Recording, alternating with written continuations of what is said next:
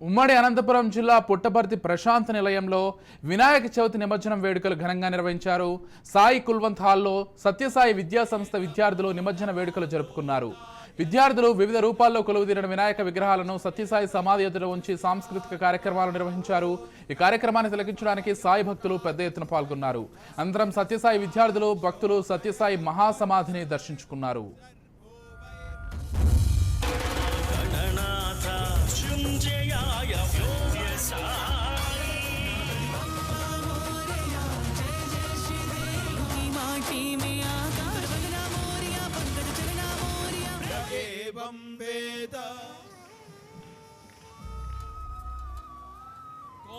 Upon a throne woven of their beloved Bhagwan, laughter and glee, the beautiful place